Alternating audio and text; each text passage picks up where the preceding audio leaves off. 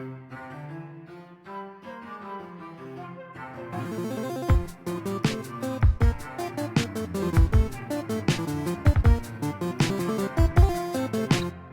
All right, everyone, warm up those brains. It's time once again for the Get More Smarter podcast. This one here is episode 222.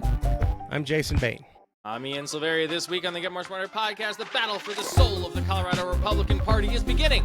Who will be the unluckiest Coloradan to get the worst job in the state?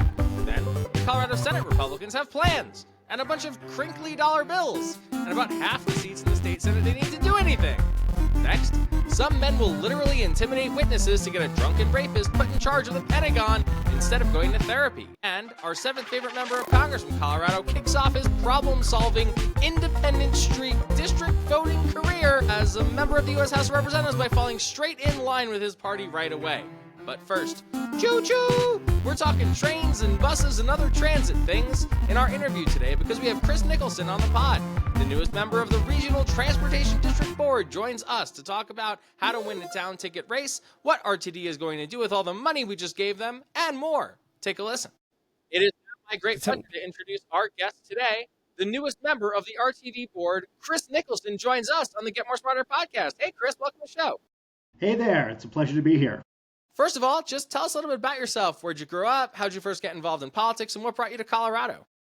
Yeah, so I'm a native of Northern California, Silicon Valley, and I came out to Colorado in 2015, first visited, I should say, as part of nonprofit work that I was doing on high school immigration reform, and then moved out here in 2017 to go to Techstars Boulder, and liked it so much that I decided to stay, and have been here ever since. I've worked in professional politics since college, running campaigns at the municipal and state level, and continued doing some of that work out here. And then when I moved out here, I had been getting stuck in Northern California traffic and LA traffic when I went to college down there for most of my adult life, and decided it was finally time to give up my car. And so have been relying on public transit for the last 7 years that I've lived here. Living in Colorado without a car for 7 years? I actually didn't know that. That's interesting.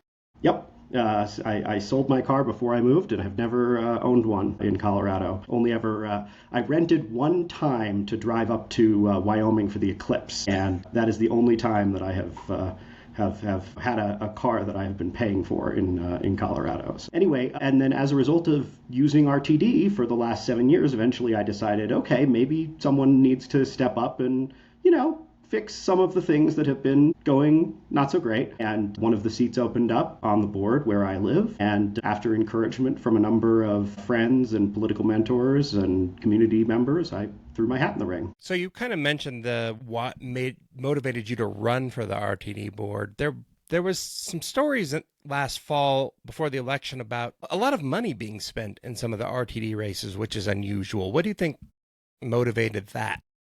Well, when we say a lot of the races, it was really my race was the only I should say a couple, but we're talking about races that normally are like dozens of dollars.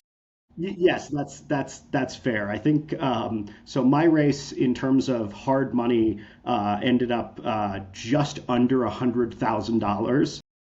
The most that had ever been spent on an RTD race prior to that was a little under $50,000. Okay. And then Conservation Colorado also put in $100,000 of soft money into the race, most of which went into my race as well. The little bit of it went out into one of the races in Aurora. And the soft money didn't end up helping. Both the candidates that they backed lost. Fortunately, most of the other races, we had just great candidates lined up, and I think the powers that be decided either they were happy with who was there or they weren't going to get involved. So we ended up with 7 new RTD directors who are awesome. I mean, you said I'm the newest elected. We all got elected at the same time, and right. It is a slate of people who just in the last week we've seen have been incredibly motivated to push for change and to challenge respectfully and ask for a real sense of forward motion at RTD. And I think that's reflective of a community right now that is pushing for that. It's not, you don't get 7 people aligned on that kind of thing without having a broader electorate that is significantly interested in change. Well, so this is what I'm interested in, because these are lower attention races, they're down ticket races. This isn't the CD8 race where there's a $1 spent on TV every 5 minutes. But to your point, it seems like the folks were kind of aligned with your vision for RTD, all kind of won. Tell us about your campaign. How do you think you won? What are the nuts and bolts of the campaign that you ran that you think got past your 2 opponents, which, quite frankly, one of whom was pretty strongly connected to Governor Polis, which that tends to be a good thing for candidates in Colorado, but it didn't seem to matter in this race. Yeah, I think that, the first thing, honestly, if you had to pinpoint one thing that really won me the race, it was being a transit rider. That's what came up in more conversations than anything else. When you've put yourself through RTD and you've endured it for 7 years, people respect that, apparently. And so that came up in a ton of conversations. I think having a really well put together website that nailed the details, the information, had a lot of really strong endorsements presented in a way that made sense to people. I hand-coded that entire website over the course of a year because I wanted it to look exactly perfect on mobile devices, on desktop. I wanted it in Spanish because I knew that for most voters, that was the only thing they were going to see. They were going to see my name, Google. I needed to have, really good, as they say, Google foo. I needed to have high search engine presence. And I think that putting in the time to get those things done really helped. Most people for the RTD races filed, I don't know, a month, 2 months before the deadline. They got in the race relatively late. I got in a year before and was the only candidate running for, 6 months in my race. But that gave me time to sit down with every single elected official that my district represents on city council, state legislature, school board, dog catcher, and people respected the passion and the willingness to show up and try to earn their support. So I think just working harder than anybody reasonably would for something like a seat on the RTD board helped a lot as well. Was there an issue or issues that you think you captured better than others that maybe resonated with voters, or was it simply just kind of one of those races where you did the work and the work paid off? So in terms of campaign tactics that really paid off the most, about a month after the race was set in July, excuse me, my allergies are acting up. In winter, you poor guy. Yeah, I've had bad. It's better here than it was in California, just because there's it's drier, I think. Just after a month after the field was set, I decided I'd been having conversations with pretty much every other candidate as soon as they got in, going back 6-8 months in all of the other races, and we had kind of coalesced around sort of a shared set of values around safety, reliability, and a sort of a high quality transit experience. And it hit me that it would be an easy way to explain that to the voters if we wrote up a shared manifesto, basically. I honestly, I can say this now because I've won the election. What I had in mind was Gingrich's contract with America. And we needed to offer the same sort of contract with riders, with the broader public. So working with the other 6 candidates, wrote up our commitment to riders and bought what turned out to be a very fortuitous domain name, fixrtd.com. Yeah, nice. And posted that up, and it became a talking point in practically every article that got written about the race because we all agreed on it. We all had, an alignment there, and it sort of helped define in a lot of ways, we were the Fix RTD candidates as a result of that, and it helped. It's really smart. It reminds me a little bit of in 2015 in Jeffco, we had the clean slate recalls where you just dictate the terms of the conversation. Yeah, when Jeffco school board did a total recall, all the candidates were just calling themselves clean slate candidates, and it just made the other ones have to say well, we're not the clean slate candidates. In your case, we're the Fix RTD candidates. Who are these guys? Right. So when I first moved to Colorado, I was living in Boulder and taking the B or the BX, if I was lucky, down to Denver to work as an aide in the state capitol. And it was routinely late, sometimes never showed up at all. In fact, I'll never forget this. Some guy once told me something I still think about all the time. He said, "What does RTD stand for?" when the bus was late one day. And I said, "I don't know." And he goes, "Reason to drive." And I think about that a lot. Ridership numbers are recovering from COVID, but they're probably still not where you'd like them to be. And they're still relatively low. Costs are up, fares are up. What do you plan to do to help shed the sort of reputation that RTD is kind of like this thing that I'd rather not use? And if I have a car or can use an Uber or something, I'd rather do that. Yeah, absolutely. It's a phenomenal question. So first thing I'll say is fares are actually, they're up from probably 10 years ago. The board, to their credit, did reduce slightly from previous fares, though. If you're paying a $2.75 fare versus a $3 fare, and you're paying it in cash, you're functionally paying a $3 fare. Right. So that will, I'll address this later, but we will be rolling out something later this year that should facilitate payments in a much nicer way. I think that the biggest change that RTD is still sort of addressing, but has not functionally leaned into, I think, as much as we can, is just a recognition that, the model that RTD was based on of everyone takes light rail and bus and commuter rail into downtown, works in downtown, and then goes back home to the suburbs, is not how work commutes exist anymore. We've had offices being built in places that are not downtown. We have a lot more people working from home. And so the question becomes, where do you get regular value for the public from a transit system that has, a lot of fixed assets we can't move when it comes to trains, and then a lot of buses that, to some degree we can, but still also need to serve folks who have, no other way of getting around. From my perspective, the answer is to address those journeys that everyone has, which are better served by something other than driving your own car. I'll give you examples of that. Going to Empower Field for a Broncos game or a Taylor Swift concert. Going downtown to go out to a show or go drinking or any of those things.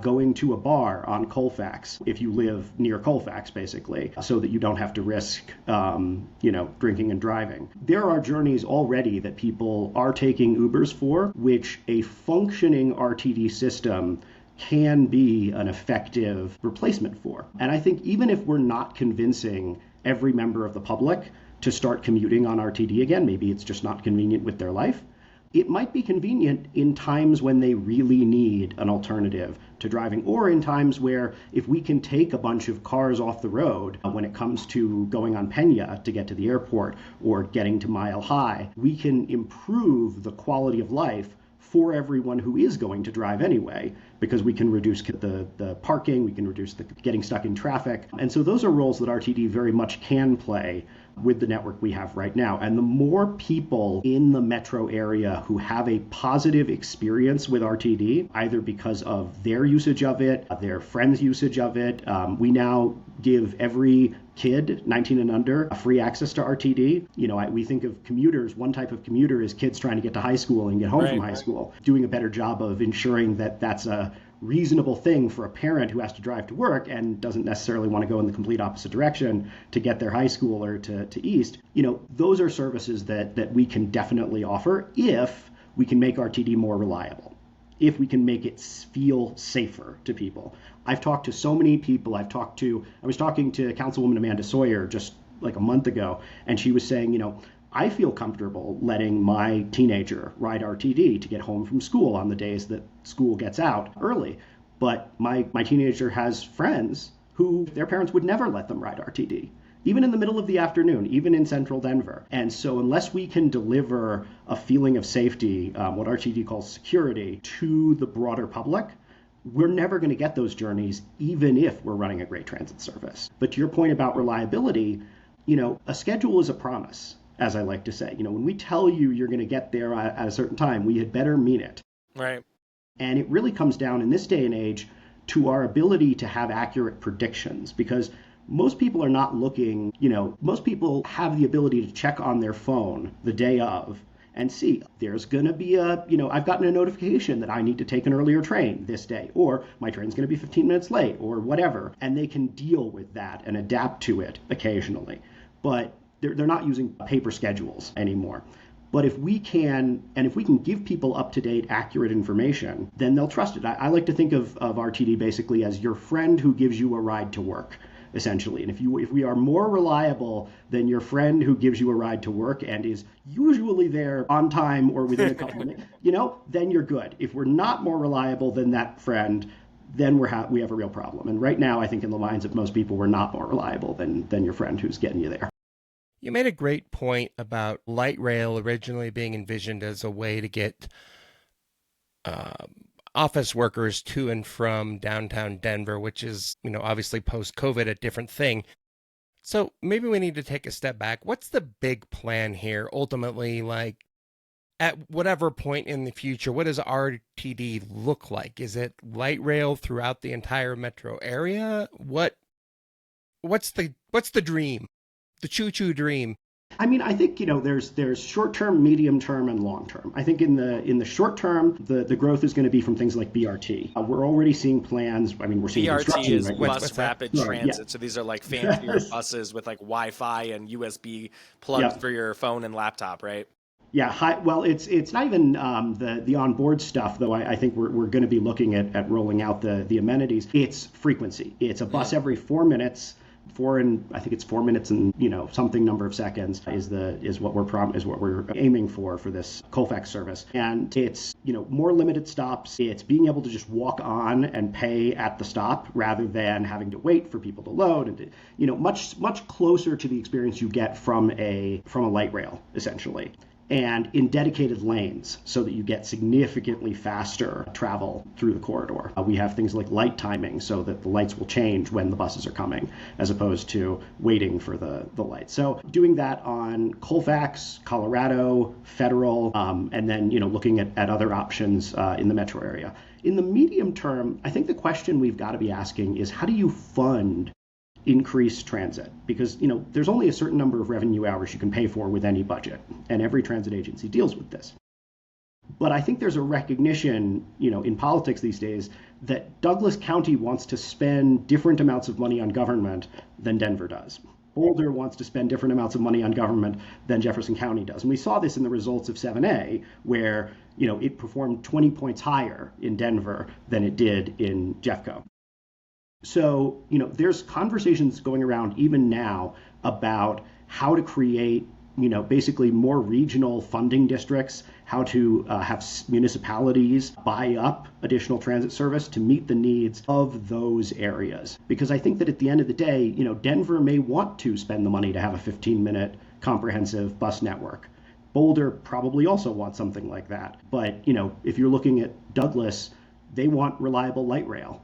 They want to be able to get into downtown. They want to take, the Parker bus to get to work. And we have to be able to accommodate that. It's been 20 years since we raised revenue for RTD, increased taxes with fast tracks. If we're going to do it again, I think we need a better model for being able to do that. And if we can deliver transit that people want, then who knows? 10, 15, 20 something years from now, we can look at additional rail services, additional light rail. I think we also need to figure out a solution to Northwest Rail because people expect us to finish fast tracks in one way or another. So that's definitely also a big piece of this. You mentioned people in Douglas County wanting to go to Denver. Is it an issue with RTD that people aren't using it to go from one place in Douglas County to another in Douglas County? Like it's not really commuting in your own area. It's only to go somewhere else. I mean, I think the thing is we run, I think it's basically one local bus route in Douglas, if I'm remembering correctly. And to my mind, at least, it's just not realistic to be able to run the comprehensive network necessary in a place like Douglas to make giving up your car a viable option for most people. And so the question is basically, for a county like that, given the amount of money that they want to spend on transit, what's the value proposition? I'm sure a lot of people there would say, stop taking any of my tax dollars and stop doing anything with RTD. That's always their answer to everything. Right, exactly. But I think there is value. I think there is value because there's stuff in downtown Denver and the other parts of Denver that, the light rail can get you to that you can't get in Douglas County. And so providing easy access to that, people actually in Douglas, they love taking RTD to the Broncos games. They love taking RTD to the Rockies games when we're good and the Nuggets games. And so we know there's value there. We just have to deliver it in a way that makes it exciting for people. So I've told you this story offline, but about 2 summers ago, I was going to meet a friend for a drink at Union Station around 4:30 or 5 o'clock on a weekday during free fare for clean air in August. So I was like, all right, cool. I'll be like a good transit rider. I rode my bike to the Garrison Light Rail Station and had like a pretty horrific experience. There were a bunch of people just using drugs in public. I'm not against drug use, but I am sort of against public drug use at bus stations and light rail stations where there will be kids and families potentially. And it made me basically swear off like ever bringing my kids on RTD until this problem is sort of resolved.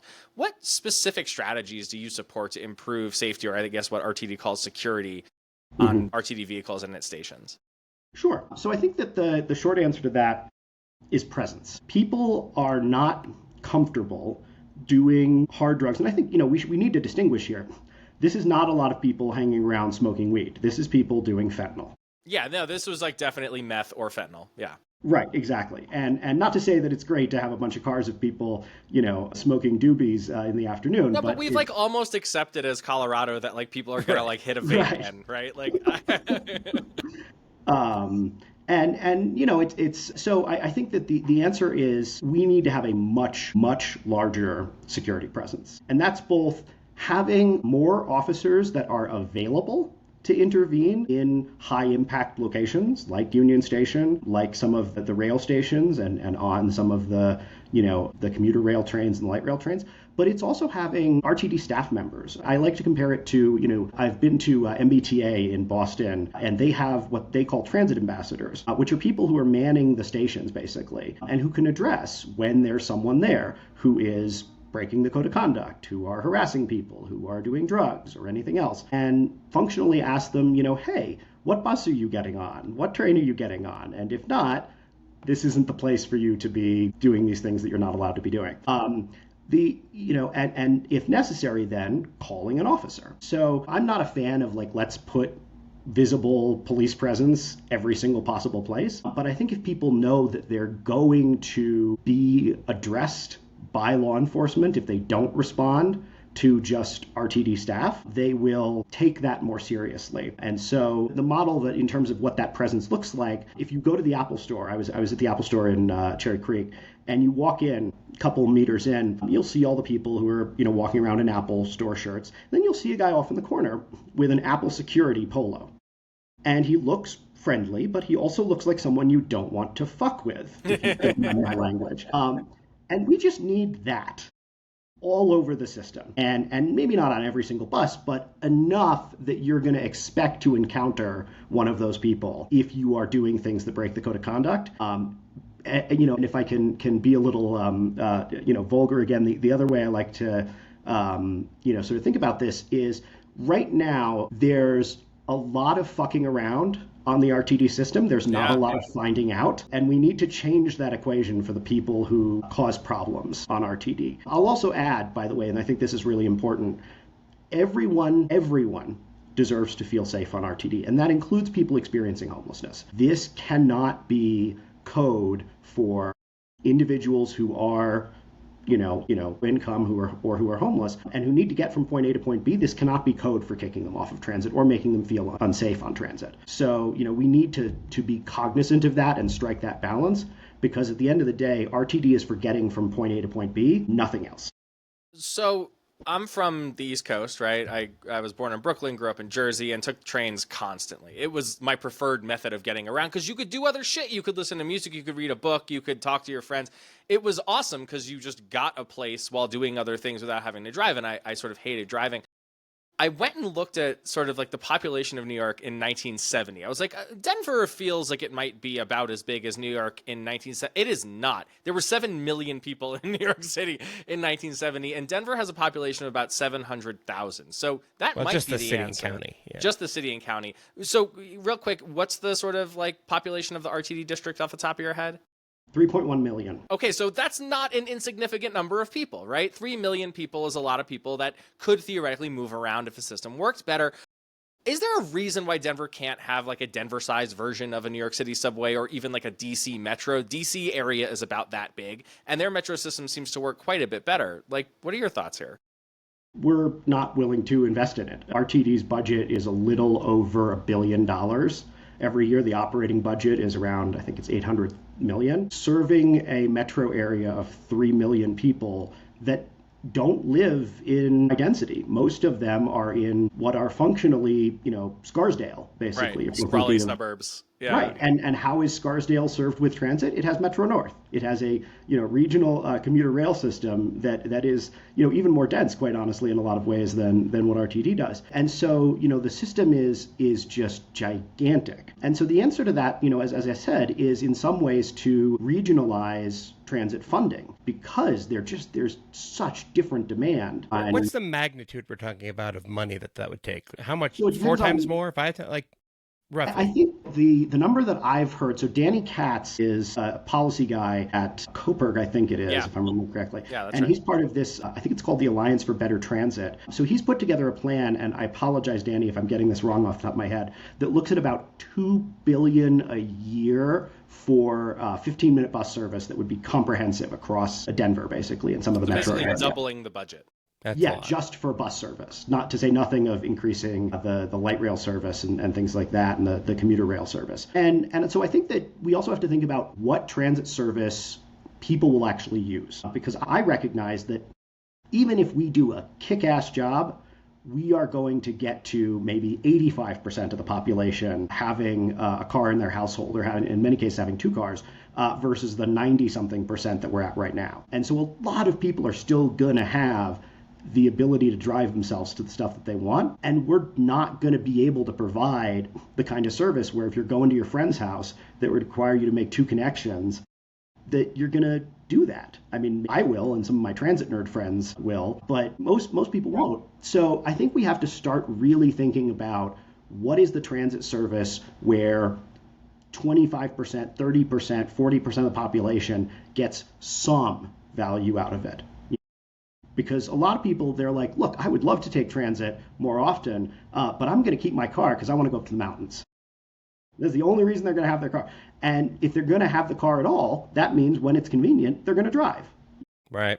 So I think we just need to sort of reshape how we look at how we provide value in order to be something that is useful to taxpayers. Because at the end of the day, we're not going to get a dime more for transit service unless people actually feel like they're getting something for it. I want to ask you about another thing that passed in November when you were on the ballot. Initiative 7A passed by about 70% of the vote. It debruces RTD, which essentially means that RTD gets to keep the revenue it collects beyond Tabor limits. We won't get too deep into the weeds there. Can you explain the implications of this for RTD's future? Sure. If that had not passed, it would have been about a $50 million cut every year to RTD service, which would have meant more buses that went every 60 minutes, more light rail trains that went every 60 minutes. It wouldn't have completely crippled the service, but all the things people don't like about RTD would have gotten substantially worse. So I'm very, very happy. Thank you to the voters for passing that. I was pleasantly surprised by the margin that we got. Interesting thing about those numbers, everyone I know was expecting Douglas County to come in as our least performing district. It ended up being Jeffco by about a point. So I found that very Jeffco interesting. had the Lakewood debruce, the Jeffco debruce, and the RTD debruce, and I have no idea how voters make decisions, but like maybe they were just like, it's enough of the debrucing all at once. I have no idea. It's possible. And I mean, Douglas, to their credit, does have a decent light rail access that they use to get to downtown. So they may have reasons that they want it. But so that to me and to RTD, I think, was a barometer of maybe there's an openness there to pursuing more revenue. There were conversations about even going to the ballot for more revenue. I would rather see us do it in a couple years. There's also additional things that are on the horizon that may be very useful to package as part of this. Everybody kind of wants to get away from diesel buses. We have as a possibility, as something on our roadmap, a fleet transition plan to do that. You mean electrification or? Exactly. Yeah. First hybrid, then fully electric, but on a very graduated pace because money, basically. I think that, one thing we could look at doing is packaging that with revenue increases to get to a point where we have 100% all electric, no more diesel on the roads in RTD in a fairly accelerated timeline and increase service while doing so. So I think that, we need to be thinking about how to build on that success, but we need to not be stupid about it. It's been 20 years. I'm not a fan of losing at the ballot box, but, I think we have the opportunity to convince voters. I think voters have shown they're willing to care about transit, and they're willing to invest in it. And I think especially in places like Boulder and Denver, which voted for this by 80%, if we can't get 50% for more transit revenue from those places, then we're doing something wrong. So well, Chris, before we let you go, can you tell us where people can find you online if they want to get in touch or learn more about RTD or get involved in your next campaign? So my campaign website is chris4rtd.com. That's CHRISFOR RTD.com. But honestly, now that I'm a board member, if you go to the RTD website and you click on, I think it's About Us, and then you click on Board of Directors, you can get the full list of all of us who are on the Board of Directors. And it includes my RTD phone number. It includes my RTD email address, which I'll give you right now, which is chris.nicholson@rtd-denver.com. And if you're in the RTD service area, first, if you have issues, reach out to customer service first. They are actually going to be pretty responsive for stuff. But if you have policy questions for us, if you want to get us to come to an event, one of the things that I know a lot of the board members, returning and new board members, are trying to do is get out there, is be more active in the public, answering questions. RTD, for a long time, people have seen the successes and failures of RTD through the lens of our GM CEO, Deborah Johnson. That's who everybody knows. But RTD functions in many ways, from a governmental perspective, much closer to the way that like the Boulder City Council does, where they have a city council, a city manager, and then a city government. And I think a lot of us recognize that we need to take more public accountability and public responsibility for what RTD is doing, and take ownership of the successes and the failures, because we're the ones who voters elected. So, please don't throw actual tomatoes at me when you see me on the street. You guys elected me. Metaphorical tomatoes only. Yes, metaphorical tomatoes. And I know that, many of the other board members feel the same way. Chris Nicholson, from the Fix RTD side of the thing, we fully expect you to do it, and we are very grateful for you for coming on the Get More Smarter podcast. Thanks for coming on, man. Great to see you. Thank you so much for having me.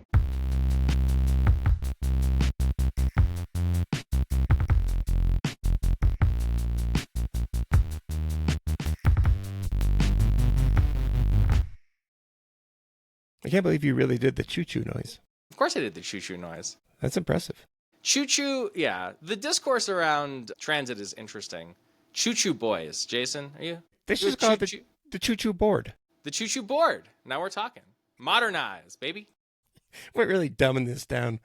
We're making a show that is accessible for all, Jason. That's what we're doing. Well, let's start this week with the battle for what is undoubtedly the worst job in Colorado, being the chair of the Colorado Republican Party. Yikes. Dave Williams, the guy who kind of ran things into the ground over the last 2 years, doesn't appear to be running. Rumors are that he's waiting for a Trump a Trump administration appointment of some kind. Well, he might actually get one of those. Jesus Christ. I mean, like he'll be small business administration, something or other. Who knows? This whole thing, running for chair, was always just a ploy to get this guy his next job, right? First, he thought he could use it to get elected to Congress. That obviously didn't work. Now, you're absolutely right. all the Trump supplication is just so he can get a regional SBA or EPA, if such a thing still exists, kind of gig, right? He needs a job, and this is the best chance for that, I guess. Fantastic. Chances are he's not running. Vice Chair Hope Scheppelman says she'll run, but apparently she's waiting for some kind of an appointment, maybe, that one seems a little unlikely. She should start a podcast called Schleppin' with Scheppelman, where she just goes places and talks about it. Yeah, I'm sure if this ever gets to Trump, they'll be like, who? Who the hell is that? So, but at least one Dave Williams acolyte is running.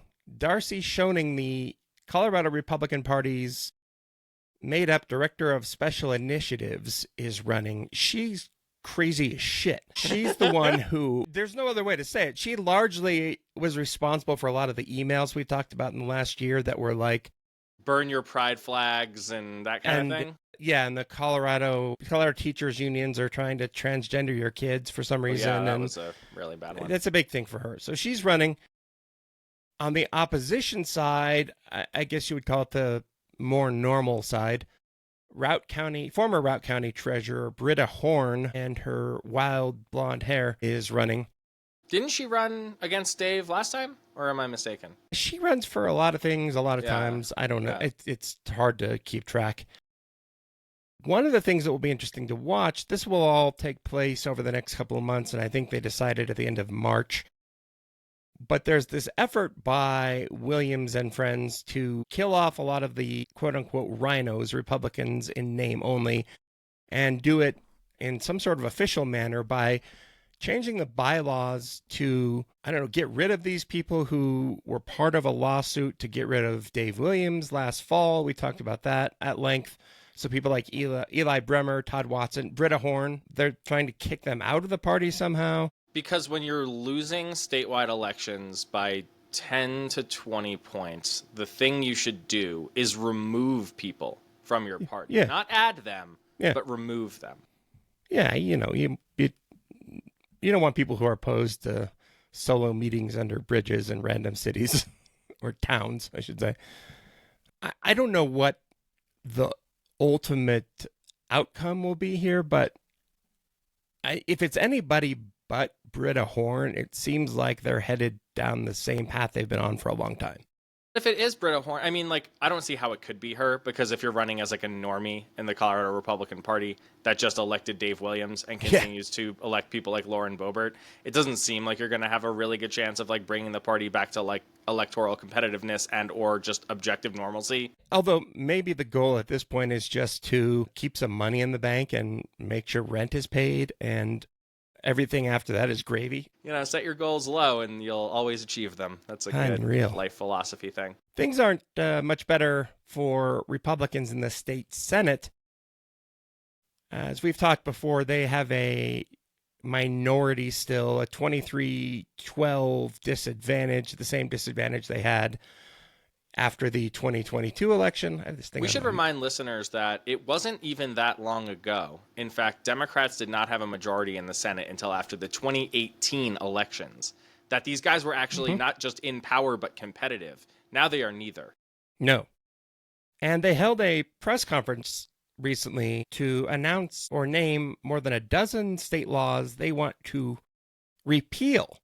You do have to give them credit for having gotten at least a little bit of attention. It is hard to get press in the minority when the working assumption is you don't have enough power to do any of this, so why should we cover it? Which is kind of how friend of the show Kyle Clark covered it when he did.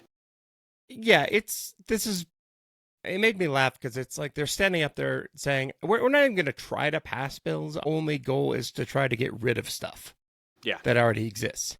And what's funny, of course, is like the things they want to get rid of are like renter protections and environmental safety laws and reducing carbon and things like the funding for the transportation initiatives that is already underway. So they held a press conference with a tower of $1,501 bills that they totally didn't get from a strip club. Yeah, they're all crinkly, and like I don't know what intern's job it was to band those together, but yeah, that was interesting. Where'd they get the big glass thing? I don't know. It's like an old CD tower or something. Yeah. They say that this will add up to, all their repeals will add up to $4,500 in savings for Colorado families. This needs to be fact checked because there's no fucking way this is true.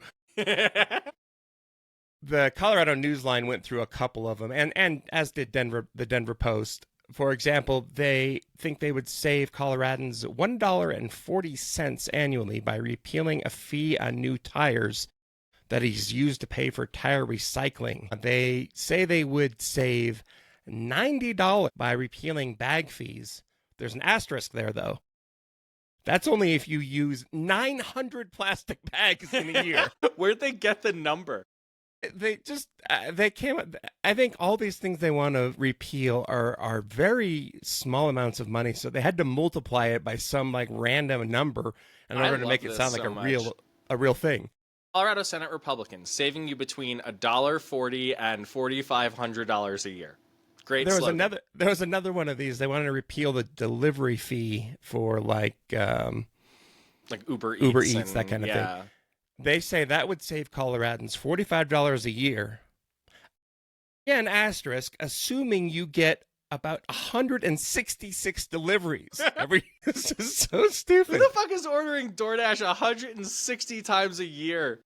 And if you are, you don't need that $45. Yeah, that $45 is problematic somewhere else in the budget, man. You don't care about that. Look, it must be hard to be a Colorado Senate Republican, right? Like, it must be difficult. Yeah, you don't have any power. There's nothing you can do. And instead of saying, like, we're going to stop the agenda or whatever, this is their big idea. We're going to save people money by undoing a bunch of popular shit that will save you between $1 and $40 a year. We will save you dollars every year. Literal dollars. Look, and of course the like bad faith rejoinder for any time you kind of make fun of something like this is like, well, that's real money to real families. Yeah, it is. Absolutely. For sure. But the things that Democrats are doing, like making it easier to join a union and stopping wage theft and stopping price gouging, are actual ideas that will actually pass and will actually do the things that you guys are pretending this will do. Right. Remember that this is their like whole plan. For the entire session, this is what they want to do. Yeah, like run a bunch of bills that will never get out of committee and then go, aw, shucks. I think like it might be interesting for Democrats to point out precisely how much money these things will cost popular programs before they kill all these bills. Right. That's the other thing. This is not like if you cut these, like the tire recycling fee. We kind of need to recycle tires. This has been like a real problem in Colorado for a really long time. And like finally there was this bipartisan solution to it a couple of years ago. And of course now they're saying like, well, I'd rather grandstand on $1.40 a year for the average voter than, and risk having these giant mountains of tires somewhere in Aurora. Unrecycled tires. Right. Exactly. Right. Well, we know it'll go to Aurora. Let's talk a little bit of national news. The big story this week has been largely about the confirmation hearings for Secretary of Defense nominee Pete Hegseth. If you're not familiar with him, he's the former Fox News host who ran a veterans charity group into the ground. He's been credibly accused of being regularly drunk on the job, has also settled at least one sexual assault allegation. Massachusetts Senator Elizabeth Warren has called him the most unqualified nominee for SecDef in the nation's history. So there's that.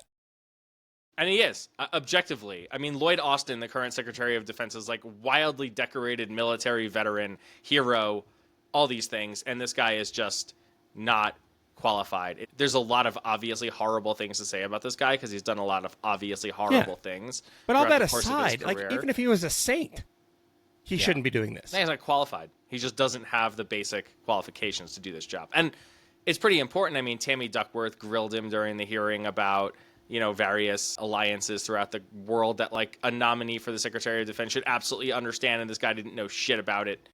I just think like there was a lot of sort of like Tim Kaine beat the shit out of him over all the allegations that have surfaced and the fact that his own mother wrote an email sort of pointing out a lot of the problems with this guy.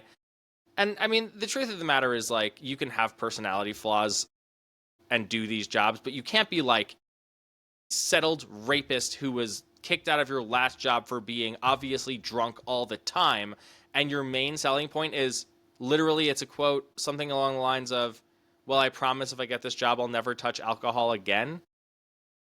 Yeah. Like, that's not going to do it, man.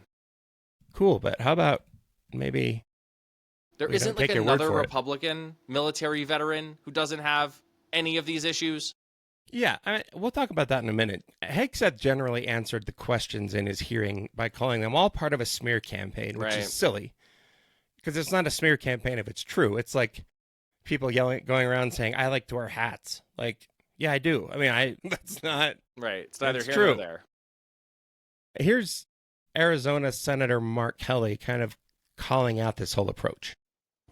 You say you've had personal issues in your past, yet when asked about those very issues, you blame an anonymous smear campaign, even when many of these claims are not anonymous. Which is it? Have you overcome personal issues, or are you the target of a smear campaign? It can't be both. It's clear to me that you're not being honest with us or the American people because you know the truth would disqualify you from getting the job. And just as concerning as each of these specific disqualifying accusations are, what concerns me just as much is the idea of having a Secretary of Defense who is not transparent. Thank you, Mr. Chairman. I yield back my turn. Senator Tim Kaine, as you mentioned, had another shot at this same idea. Watch this. Senator, anonymous false charges. They're not anonymous. And I'll just conclude and say this to the chairman. You claim that this was all anonymous. We have seen records with names attached to all of these, including the name of your own mother. So don't make this into some anonymous press thing. We have seen multiple names of colleagues consistently throughout your career that have talked about your abusive actions. Chairman, I think he's over his time. He's way over his time. I now yield. Anonymous smear. You also mentioned Tammy Duckworth, who is a veteran herself. We've got a couple of these clips where she sort of quizzes Hegseth on some things that he should probably know. Like, maybe you should have studied this shit. I don't know. Had someone, like, run you through the answers, but nevertheless. Not qualified to that. You could do acquisition and cross-servicing agreements, which essentially are security agreements. You can't even mention that. You've done none of those. You talked about the Indo-Pacific a little bit, and I'm glad that you mentioned it. Can you name the importance of at least one of the nations in the ASEAN, and what type of agreement we have with at least one of those nations? And how many nations are in ASEAN, by the way? I couldn't tell you the exact amount of nations in that, but I know we have allies in South Korea and Japan and in AUKUS with Australia and trying to work on submarines with them. Mr. Hegseth, none of those countries are in ASEAN. None of those three countries that you've mentioned are in ASEAN. I suggest you do a little homework before you prepare for these types of negotiations. Listen. Fucking A. Like, come on, man. If I had my way, and I don't for obvious reasons, not a U.S. Senator, I think I would make most of the questioning like this. Like, just this sort of, like, pop quiz, fact check, you're not fucking qualified to do this job. Like, I understand why Tim Kaine brought up all these, like, horrific personal disqualifications that exist for sure. But that seems to be the more damning indictment of this guy's unqualifications in the Trump era, where apparently you can be a piece of shit scumbag and get whatever job you want, but you shouldn't be able to not know what you're doing, right? Yeah, they should have, like, I almost think we should have a basic test. Like, if you fail this written test, you can't be the nominee. Like, that's it. It's something that friend of the show, Seth Maskett, was discussing on Colorado Public Radio this week about just sort of like the destruction of norms and how, like, we didn't quite realize truly how much of the country's sort of stability was held up by unspoken, unwritten rules. We just kind of acted better and therefore got better outcomes. And now that all the fucking guardrails are off, you're ending up with a lot of shit like this. Here's another one from Duckworth that I think really sums it up well. Mr. Hegseth, what is the highest level of international negotiations that you have engaged in, that you have led in? Because the Secretary of Defense does lead international security negotiations. There are three main ones that the Secretary of Defense leads and signs. Can you name at least one of them? Could you repeat the question, Senator? Sure. What is the highest level of international security agreement that you have led? And can you name some that the Secretary of Defense would lead? There's three main ones. Do you know? I have not been involved in international security arrangements because I have not been in government other than Okay. serving in the military. So my job has been So to no, the lead answer is, no. men Can and you women in name one of the combat. three main ones that the You're Secretary talking of about Defense defense signs? arrangements. I mean, NATO might be one that you're referring to. States of NATO? Forces agreement. But you don't remember to mention it? Man, she's awesome. Yeah. I don't know what she's saying about some of this stuff, but I'm also not. You're not being Nominee. nominated to be Secretary of Right. Defense, as far as I know, although Right. you might do a better job. I mean, can you imagine how terrified you would be if you got that nomination? No, but apparently No, I this can't guy, do that. this guy really wants the job, and that's like equally concerning because he is very clearly unqualified to do it. Here's the thing that you mentioned a little earlier that I think is not getting enough attention. Hegseth is apparently destined for confirmation because there's been this multi-million-dollar effort to silence witnesses and intimidate Republican senators. This is not a crazy conspiracy theory. It's been widely reported. It's in the New Yorker, for example. There's a comprehensive story there that's really, frankly, terrifying. Yeah, it's really scary. Like, if this is the way these guys are going to operate to get this, like, low-level, person appointed to a very high-level position, it's really, really telling. It's in the New Yorker. You should read it. But why It's- him? It could be anyone. Like, I don't understand why they're putting this much effort into putting this guy in. So there's two things that come to mind. One is like, he's a big fan of Trump, and Trump will do anything for anyone who's a big fan of him. Yeah, but right? those So guys like, are a dime a dozen. well, sure, fair enough, but like reduce it to it's sort of just like most likely Occam's razor outcome. It's like this guy went to bat for Trump, and Trump is going to bat for him as a result because he's like a loyalty-driven individual. That's a theory. Other theory is they have some really, really bad, dark plans, and they're ready to execute them, and Hegseth has said he's going to do a bunch of crazy shit, and that is the reason. I've seen, and I think that's a big part of it. I mean, Hegseth, it has been reported, is basically said, whatever Trump wants, I do. But you're also talking about a guy who said this as recently as March 2016. But it's typical Trump. All bluster, very little substance. He talks a tough game, but then when pressed on it, he's an armchair tough guy. I hate to say it, but this is a guy who said that John McCain is not a war hero, yet he sought his own 5 military deferments. I didn't see that until you pointed this out just now. So like, again, it's just weird. Like, well, it does seem to take theory A off the table. However, Trump is seemingly somebody who will like, maybe, I think this guy loves a convert. Right? So like somebody like Marco Rubio, for instance, or this dude who has said something nasty about him in the past, once they bend the knee, like it appears that like once they're in the warm embrace of Trump and MAGA, all is forgiven. Okay, but make him small business administrator again. Why this? I don't know. I also don't know why the SBA is catching strays through this entire episode. I know, They because do it's important just one of those stuff. things that people seem to get random appointments to. Like Greg Lopez, for instance. Right. If he could do it, then anybody could do that. Yeah, fair enough. All right, let's talk a little more about President-elect Donald Trump. If we must. I think the important thing to do here, there are two items, but the big thing is reality is starting to intervene with all his campaign promises. Trump's border czar, Tom Homan, apparently has, as CNN reports, privately told Republican lawmakers that the whole deport all the illegal immigrants thing is not going to happen. You mean the mass deportations now signs that were waving around at the RNC? It's not going to happen? No, not Good. at least not like they think it's going to happen because of budget shortfalls and just the very simple fact that it's hard to take a lot of people and move them to another place in any sort of capacity, as RTD's conversation just talked about. Turns out, right, yeah.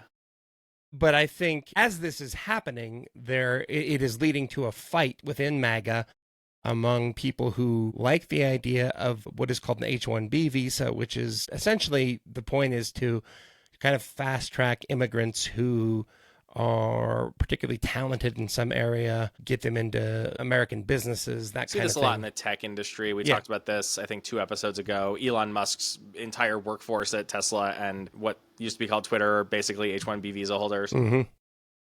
And the deport everyone crowd doesn't see a distinction there. Neither does Steve Bannon, the former Trump advisor who now has a podcast of some sort. he is attacking Elon Musk, promising to get Musk away from Trump post haste and kick him out. Musk, meanwhile, is promising never to back down from this fight and to spend millions of dollars opposing anyone who opposes him. This is a different direction for MAGA and not a good one for them. This works for me in terms of the row it's created between Bannon and Musk and all this. And we'll talk about this a lot next week with our guest, Tom Popinski from Cornell University, who studies how oligarchies and kleptocracies fall apart. And it tends to be more when business interests diverge, when some guy's business who's in the government or in the president's circle or whatever needs interest rates to go up. Some other guy needs them to go down, and then the fights start. These guys aren't even fucking in power yet, and the bullshit has already started. As of our recording, we're recording on the 16th. Donald Trump has not been sworn in as president yet, but they can't even stop themselves from beginning the civil war already, which I think is good news for the country and good news for Democrats and good news for normal people, because it's bad news for MAGA and bad news for Trump and these freaks. And look, I mean, at the end of the day, it feels to me like Donald Trump is going to want to be more basking in the glow of the richest man in the world than the washed up old chief of staff with his War Room podcast, Steve Bannon. But you never really know where these battle lines get drawn and who wins what fight. And I wish Steve Bannon all the luck in the world, a sentence I never thought I would say, in extracting Elon Musk from the White House, if that is in fact possible. Yeah, good luck with that. There's a story going on in Colorado Springs that we wanted to draw some attention to.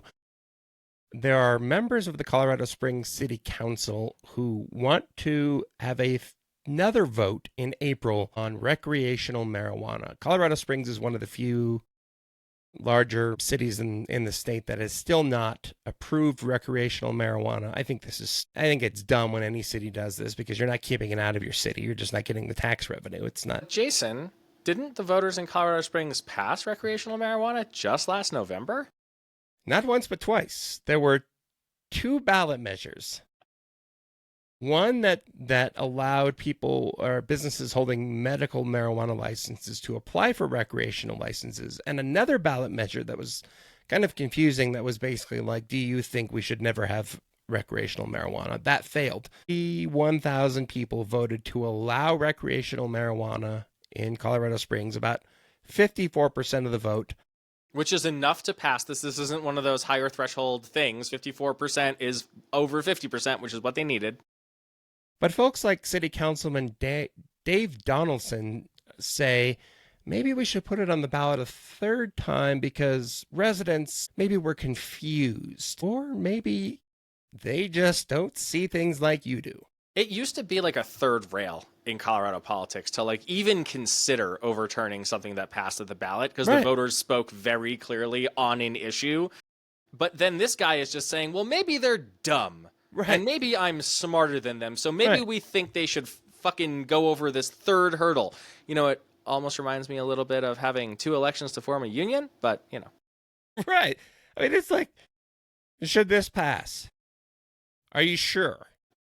Are you really sure? We even gave you 2 options. If voters were confused, they would have passed the thing that said, no, not never, ever, ever double negative. They didn't. Voters in Colorado Springs spoke clearly. And to your point, it was probably they were sick of Manitou getting all the revenue. Manitou Springs is the biggest loser in this whole thing, I'm sure of it, because they were this tiny little municipality attached to Colorado Springs that was getting all the revenue from anybody in the Springs who wanted to buy weed without going to Denver. But here we are. This should not happen. Hopefully it won't happen. It would be absurd.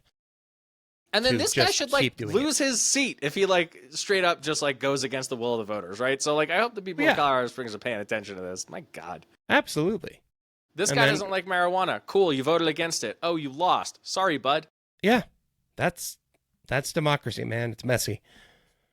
All right, let's do a couple of quick hits and then we'll get out of here. It seems like we won't be taking over Canada after all. I know how disappointed you are because I know how much you personally wanted to take over Canada. So I'm really sorry for your loss or for your never having got. Yeah. Here's Canadian Prime Minister Justin Trudeau on MSNBC. Because Donald Trump is, of course, going to be inaugurated in just over a week from now.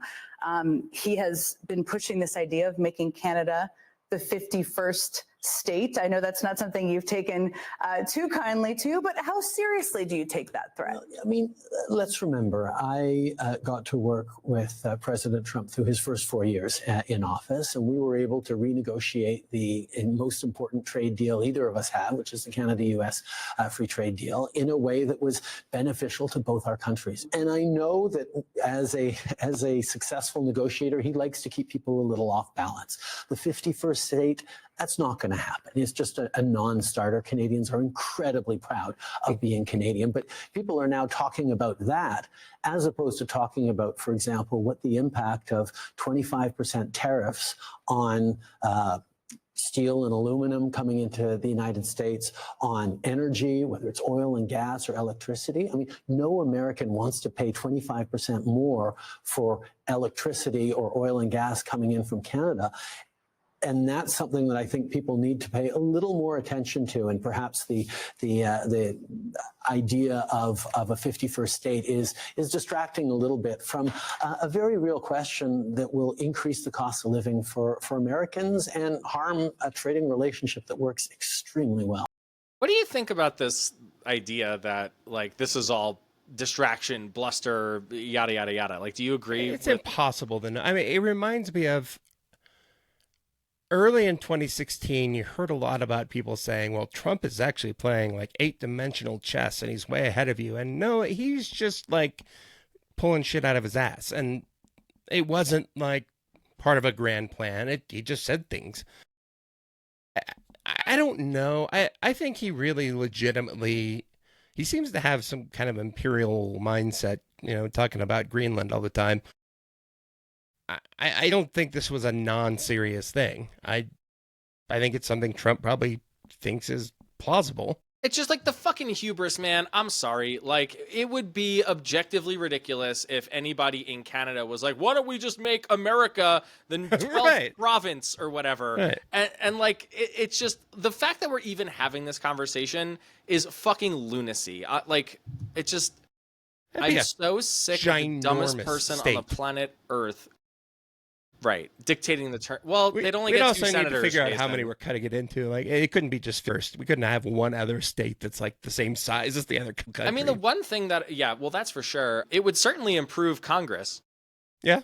You'd get a lot of, you'd have to like increase, I don't know how the fuck you would do any of this. And we shouldn't even bother because it's not going to happen. Dumb. God damn it. This is the problem with all this bullshit. It like makes you think through it as if it's remotely serious. Yeah, it's stupid. Let's get an update on something we talked about last week. Wife of the show, Congresswoman Brittany Pedersen's effort to convince Congress to, you know, change its ways since it was first created and allow people to vote by proxy. What's going on there? Yeah, so we're having a baby, as I think some people know. And I mean, New York Times readers now know this, so it's been a little weird to have our sort of family business all out there in the world, but I'm super proud of Brittany for having raised this point. Yeah, ever since the end of COVID, which, like, to be fair, there were apparently members who were like wildly abusing the proxy voting privileges that were given during COVID. This is just for 12 weeks if you have a baby. Right. This is just for new parents. If you have a baby, there's not even adoption in there because, you know, trying to keep it as bipartisan as possible. I guess that was a thing. It's with Anna Paulina Luna, a very far right MAGA member of the, you know, U.S. House from Florida, Sarah Jacobs, who's a liberal Democrat from California, and Mike Lawler, who's a sort of middle of the road, right-leaning Republican from New York. They're all sort of new parents and or about to be a new parent again. Brittany likes to call herself the senior member of this delegation because she's 43 and everybody else I think is younger than her. What's the status right now? So it's introduced and it hasn't run yet. And Mike Johnson basically said, I think this is unconstitutional and won't run it, which is dumb. But that's a little bit of another story. He is a really slim majority. Luna tried to bring this when she was pregnant with her kid last year, and he denied her the right to do it as well. But there's this maneuver in Congress called the discharge petition, which if you get enough signatures on your resolution, it kind of forces a vote on the floor. So I think they're examining their options right now to see if that's what's going to happen down the line. But at the moment, it's kind of sitting in limbo, waiting for action to be taken on the speaker's side, you know, the most pro-family speaker in the history of Congress. And now we're worried about the Constitution. Now, well, I mean, you know, this is the same guy who was writing a bunch of legal briefs about how it was totally fine for Donald Trump to try and steal the 2020 election. Right. To your point about God forbid we have proxy voting. the Constitution. That'll And then, destroy the whole thing. Yeah, and then certain members of the Republican Party are being really cool and supportive about this, and certain members are being huge dicks about it. Anybody who's familiar with Chip Roy should not be surprised that he's being a huge dick about it, and I think he's kind of getting roundly panned for that. So, yeah, Brittany's a much better and nicer person than I am, so the fact that she's able to build this big bipartisan coalition to do this smart thing should surprise nobody. But the fact that a cranky bastard like Chip Roy is upset about it too, checks out. You got a hard stop in 4 minutes? Mm-hmm. So let's do a couple of these intros, and then I'll just put the clips in. Okay, sounds good. President Joe Biden did his farewell speech, which is a tradition that I guess I kind of forgot happened. Here's a little bit of him making a kind of Eisenhower-ish declaration. Today, an oligarchy is taking shape in America of extreme wealth, power, and influence that literally threatens our entire democracy, our basic rights and freedoms, and a fair shot for everyone to get ahead. In his farewell address, President Eisenhower spoke of the dangers of the military-industrial complex. He warned us then about, and I quote, the potential for the disastrous rise of misplaced power, end of quote. 6 decades later, I'm equally concerned about the potential rise of a tech-industrial complex that could pose real dangers for our country as well. Yeah, and the parallels to Eisenhower are interesting, right? He was talking about the warnings of the sort of gigantic and growing military-industrial complex at the end of his presidency, and Biden is now warning us of the dangers of the tech oligarchy that is clearly taking over. I mean, Trump is putting Bezos, Zuckerberg, and Musk on stage during the inauguration to kind of make no bones about this. It's pretty scary stuff. Mm-hmm. We didn't really listen to Eisenhower. Military-industrial complex is now taking up an insane amount of space and a large portion of the federal budget. That seems untouchable for some insane reason. And I just hope we're smart enough to listen this time. I'm not sure we will be, though. Right. And finally, in maybe what will be the last President Biden clip we have, here's a great response he gave after a press conference about the news that there is a ceasefire in Gaza. Thank you. Folks, credit for this, Mr. President, you or Trump? Is that a joke? Oh, thank you.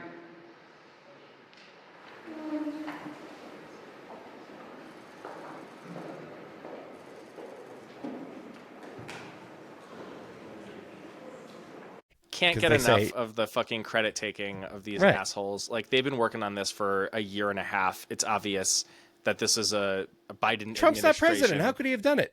That's right. Well, he sent a guy, and the guy had a conversation with Netanyahu, and now they're going to take credit for it. It's fucking asinine. The bottom line is it's fucking amazing that there's a ceasefire and that this war might actually be coming to an end. Thank goodness.